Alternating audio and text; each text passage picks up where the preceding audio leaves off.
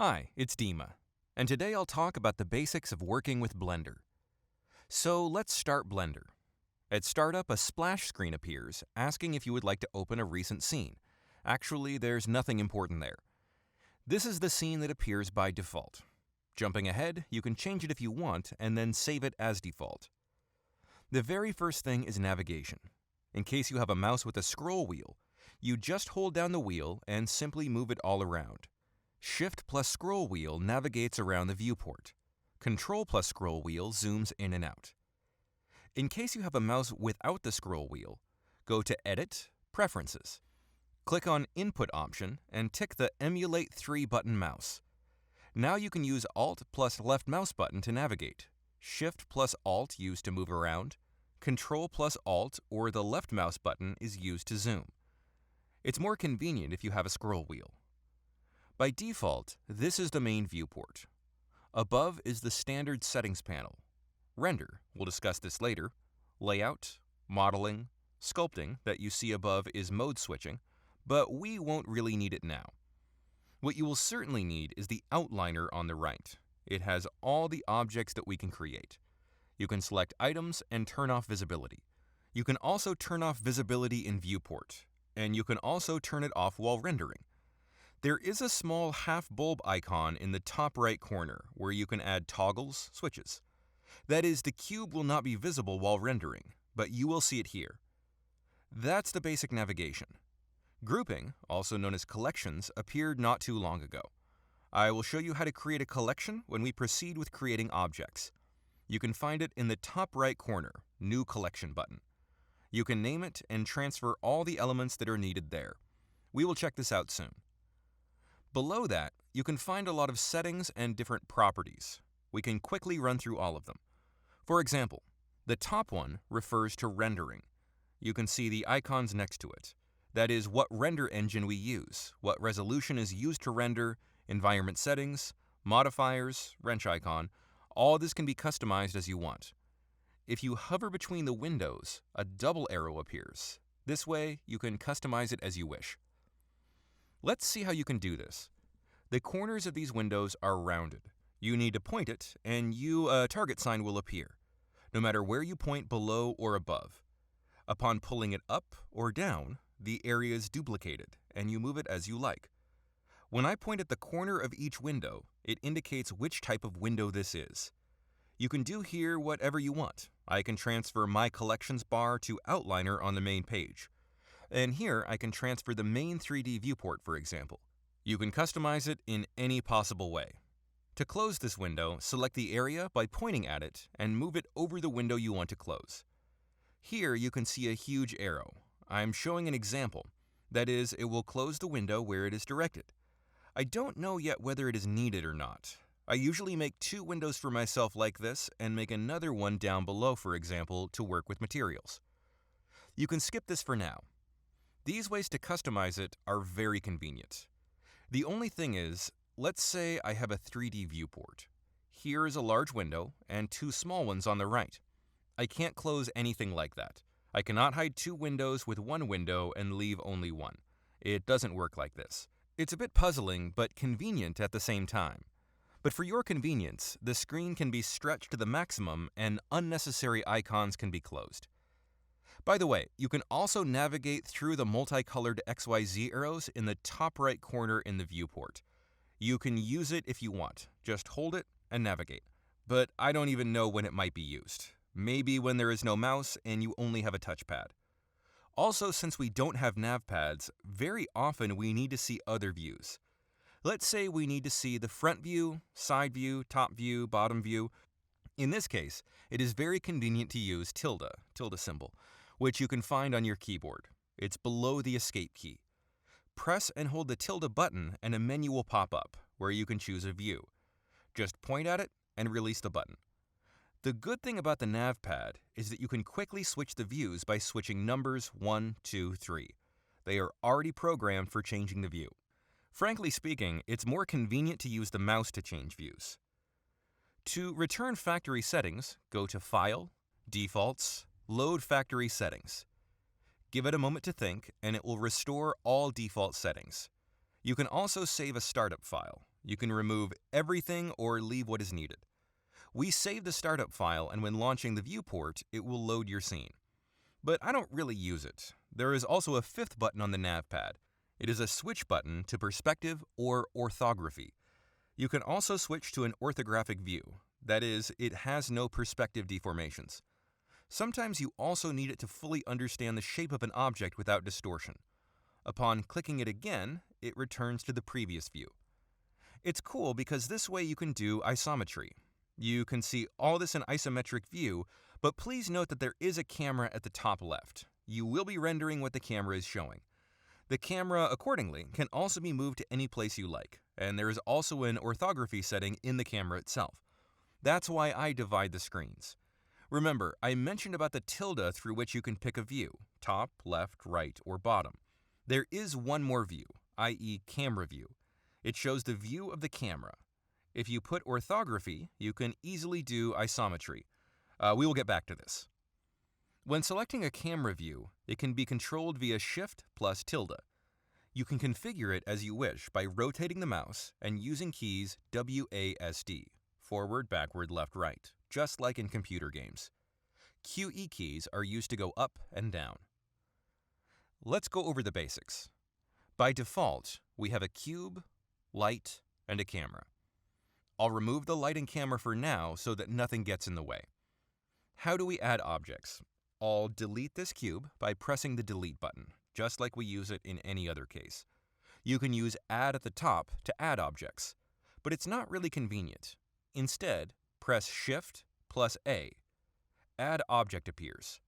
Moreover, you can add a cube, a plane, a circle, a sphere, a cylinder, etc. Curved surfaces, metaballs, etc. You can add anything from here. Empty objects, lighting, camera, sound. Let's add a cube. It appears as a red and white object in the center. The cube has an orange dot, which is its center.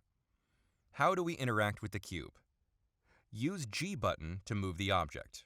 Moreover, if you press G plus the axis button, X, Y, Z, you link the movement along this axis. Let's say you only need to lift the object vertically. Then press G plus Z sequentially and move it along the desired axis. Use R to rotate the object. In the same way, it can link to the axis XYZ. If I rotate without axis, it will simply rotating in the viewport. The axis will constantly shift randomly.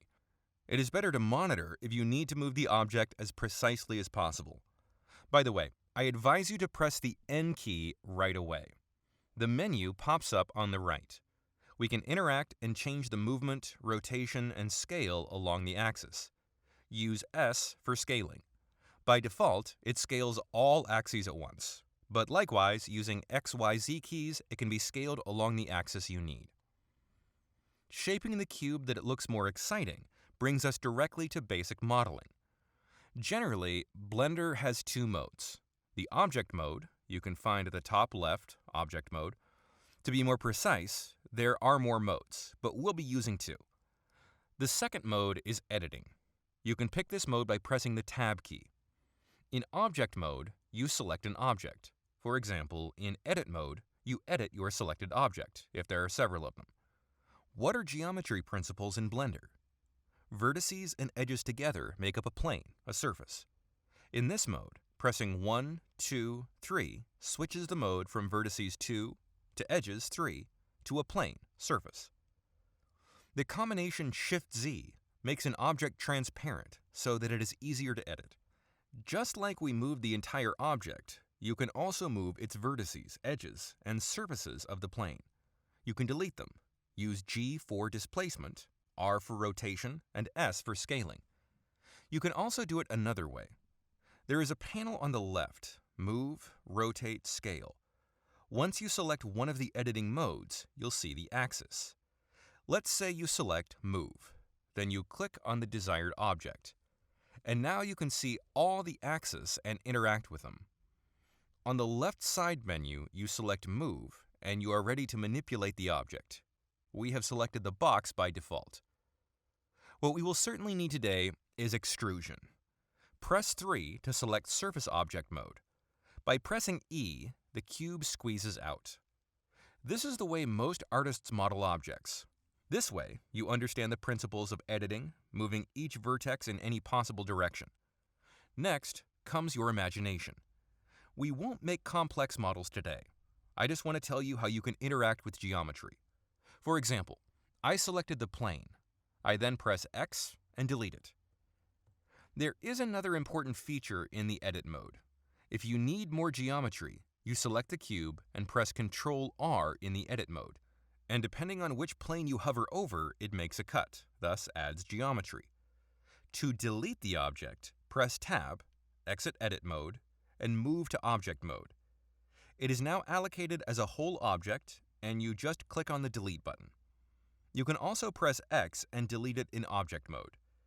The main thing is not to confuse what mode you are in, editing or object mode, because some modifiers do not work in edit mode, and conversely, you cannot interact with an object in this mode. You can make it easier. Even if you are in edit mode, just press Ctrl-A, select everything, and press delete. By pressing Ctrl plus R plus scroll, you can add more segments to the object. It can be applied everywhere. So I just talked on a basic interaction with an object. For example, how did I make a half cylinder in that work? Pressed Shift plus A, add a new object, add Taurus.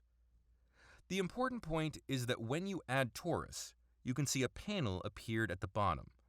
So you simply add Taurus and the panel appears automatically. Here you can edit the number of segments, such as how smooth it will be, inner and outer radius. But if you move it or do some modifications, the panel will disappear. So all the changes are in vain. Therefore, as soon as you added, for example, a cone, you set the parameters right away and only then keep working with the object. Let's get back to the donut object.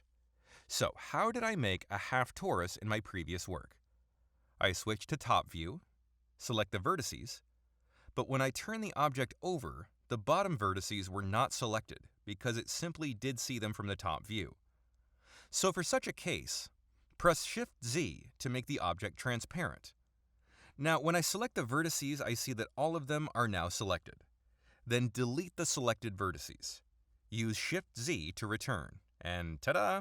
Now we have half torus. It looks really low poly. There are several ways to fix it. You can go into editing mode, select everything by pressing A, make a subdivision with the right button. Sometimes this is convenient when you know for sure that the geometry should look like this. I have already known the subdivision. It will not smooth out the picture itself. I'll show you why you need it. This is the method of how to do this. Choose an object. When I talked about menus in the beginning, go to the menu and click on the wrench button. These are object modifiers. Select the Subdivision Surface. It has two parameters. Render. You won't see it right now. You will only see it while rendering. And Viewport. This is what we see now. Don't overuse it. Because I press 2 or 3 times at the bottom, we can see how many vertices, faces the object has. Before we used the modifier, we had only 420 rectangles. When we adjusted smoothing to 3, it already counts 26,000 rectangles. This can make your computer stuck and not respond at all. Thus, when you smooth, complicate the mesh or change geometry, please don't overdo it. The setting to 2 might be enough. If you zoom in, the edges are still visible. The mesh became denser, but the edges can be still visible. Right-click on the object, and there are 2 uppermost options, Shade Smooth and Shade Flat. It doesn't change geometry. When you click Shade Smooth, it plays with the normals. We'll discuss this later. But in fact, the object in Viewport looks pretty sleek. When selecting Shade Flat, you see this whole grid. This is how you can make it smooth. I believe that you got the main idea about the Subdivision Surface feature. These are not special settings. The main point is to not overplay with it. Another interesting point is that while it hangs in the modifiers, i.e. until you click Apply, this is a sort of non-distractive way. But once you click Apply, you will not be able to edit anything. The modifier will be applied, and you will not be able to modify anything. For example, if you have set 2 in the viewport, you will see the object is smooth, but if you press Tab, you will still see the old grid. I'll show you the difference now. I'll apply it now. I have a smoothing degree of 2 in the viewport, even 3. I press Apply, Tab, and it's now almost impossible to work with the object. So I return to where it was. I often don't apply the modifier. It hangs like that, but at the same time, if I want to edit the object, I have the old initial mesh. You can do something with it because I might want to change the geometry or something else. Let's talk about 2 or more modifiers. They are all within the framework of the picture that we did. If we do some kind of pseudo-realism, there still cannot be such thin walls. So I'll remove subdivision for now. We click on the wrench, add a modifier. As you can see, there are lots of them. I won't have time to cover them all. There is a Solidify modifier that works only in object mode. Why you shouldn't get confused in them. If I am in edit mode, I will be able to make this object, but some will not work. In Solidify, the main parameter is thickness. I return back, and this is what happens. You can add random thickness. Now, at least we have something that looks pretty much like a pipe. I showed this on the example of a cylinder Solidify. But of course, it should be applied for further work, because until I clicked Apply, the grid remained unchanged. You can see thickness, but there is no geometry. Further, if I start hanging modifiers, it is not clear what it will turn into. Here's an example. I can't apply it because I'm in edit mode. You need to press Tab, go to the object mode, and now you can apply the modifier. Now, when I edit it, I see the grid. Solidify has been applied. The thickness has appeared. The geometry has been updated. And now we will get back to smooth. What can happen? I set smoothing to 3. For example, I don't like these parts. I am not applying the modifier yet, and I still have the old geometry. If you remember, I showed that you can use Ctrl-R to cut and add geometry. I'll do more segments now, and also use Shade Smooth. In this way, you can sometimes, for example, edit geometry. We add chamfers. I'll show you how you can make chamfers separately. There is a separate modifier for this. You will be able to see it well right over here. In the editing mode, press Ctrl plus zoom in, Ctrl plus R. You need to get to the right edges so that it is in the right direction. So I add geometry. You can even see a small chamfer there. The geometry remains intact, but you can see added faces. And you can make as many of them as you like by using a mouse scroll. You push and move. It follows the guide.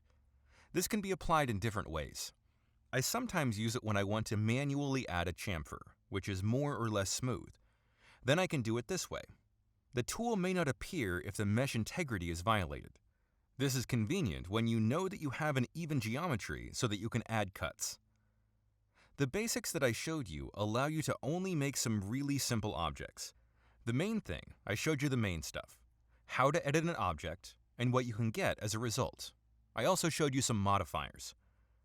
I will show you another feature in the viewport. I already showed you how to make an object transparent using the combination Shift-Z. You can hold down the Z key. It's like with tilde when you switch the views. Let's talk about materials, the simplest thing. So I will delete the cylinder.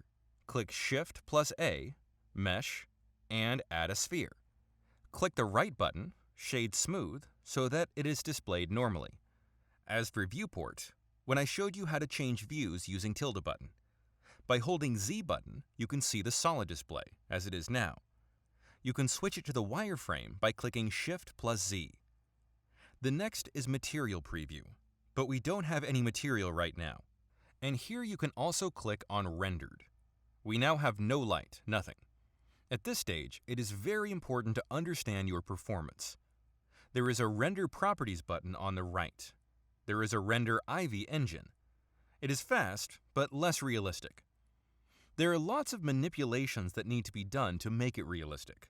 I didn't really work with it. There are render cycles. What device options do you have? CPU and GPU. With a video card, it will have faster performance. Do you have a light source in the scene, or only the object itself? If you only have a sphere, then add light by clicking Shift plus A, Add Light. You can add any type of light source. You can add the sun, for instance. It doesn't matter where you put it. You can manipulate it just like with any other object. Press G and Z to pull it up if you want. Let's say we already have the sun. How does the system work if you press Z plus rendered? Does it slow down badly, or is it fine? It works fine with my computer. The only thing is that there are squares around the object when I rotate it. It will display them every time. You can remove it for now. Choose Solid. Sometimes I do it as I showed at the beginning. I split the screen. In the left one, I turn on Render, and let's say I choose one kind of perspective and that's it. And on the right screen, I work with the object. So far, our scene is somewhat gray and inconspicuous. Let's select an object. There is a button with a red planet icon on the right. We will just go through these options to see what is what. This option is called World. It has a lot of things in settings. As for HDR cards, I'll probably come to them later. Click Color. This is the color of your world and how it affects the object. It's only reflected in rendered mode. Now let's move on to Materials. Click on the sphere. In the same panel at the bottom right there is a menu with a ball icon, which refers to material properties. Click New. Let's go through parameters. Choose a contrasting color so that the object can be visible. Subsurface is subsurface scattering. Let's skip it for now. This is the effect of how our ears shine through the beam of lights. I will now choose the metallic in the parameters. To see the degree of glossiness, go to Roughness parameters, which is set to 0.5 by default.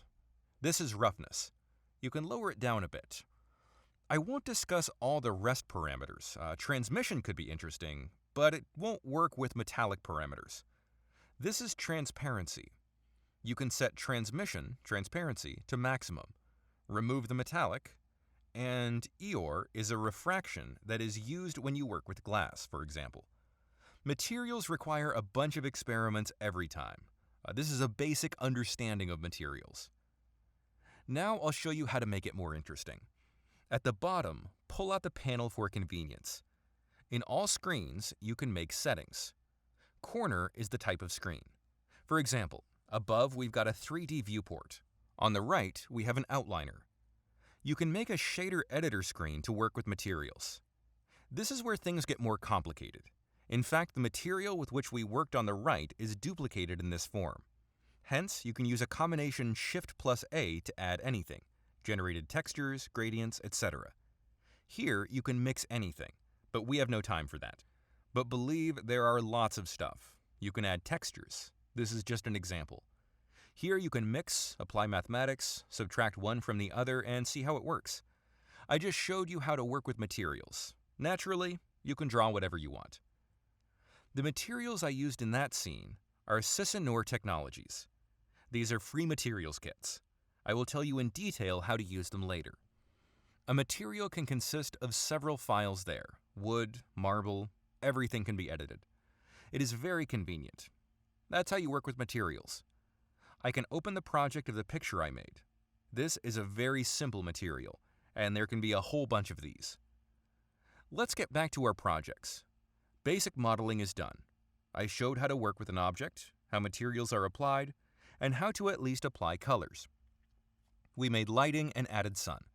By the way, when choosing the sun, you can set the side from which the sun shines on the object by clicking on the yellow dot. In general, there are more light sources. You can do a directional, point source, etc. We just won't cover all of this in any case. Now let's talk about the scene. You might have seen other scenes with a bunch of objects that beautifully set, etc. I just want to make at least one render with you. Press Shift plus A. Now we will apply everything that I have told you. Adding an object, Shift plus A, adding a plane. Click S to scale. We make a sort of floor. Pressing Tab in the editing mode of this plane, press 2 to change edges. We choose an edge. If you remember, I showed extrusion when the geometry of the object is extruded. Press E, extrude, and move it on the Z-axis. We need it strictly vertically, for example. Any editing can be linked to an axis. Here we are making up the wall. Now, to smooth it out, we click on the corner, and also click on the corner edge. Press Ctrl plus B, and drag to the side with the mouse. You can divide it into two and make a bevel. You can work with geometry this way too.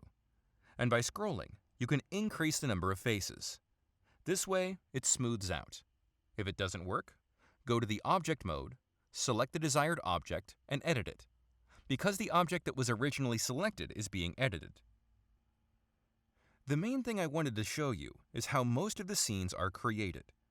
It always turns out to be a scene like photographers used for shooting. I showed how to make a half cylinder. By the way, in Object mode, when you have an object selected, you can press Shift plus D to duplicate an object. This is a sort of an illustration, but a very simple illustration. I roughly covered the modeling part. As for the materials, they need to be discussed in a separate lesson. It's not that hard here, but maybe I'll do another workshop on textures, materials, and renders.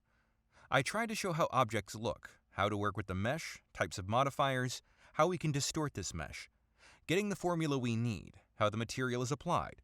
Again, I showed only basic materials. I looked at examples of a generated marble, and one can certainly get lost there. Speaking personally, I do not know how many people came up with such ideas. That's just complete trash. I think we will study light separately.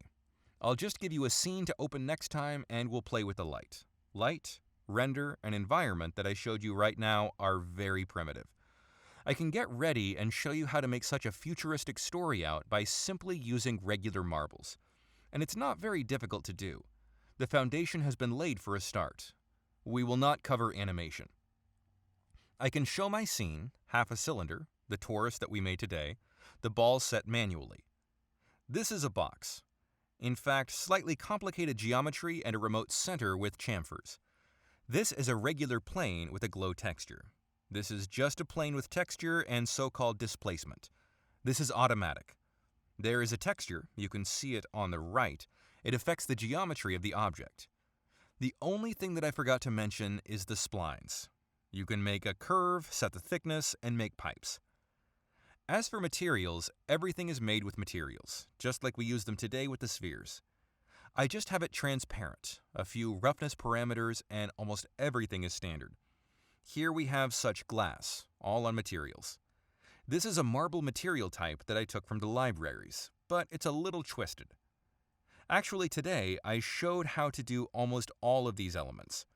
The rest is tricky materials. Exposed light, because I have more glow panels, you can see them here. You can put a light source. It's just a plane with the same emission.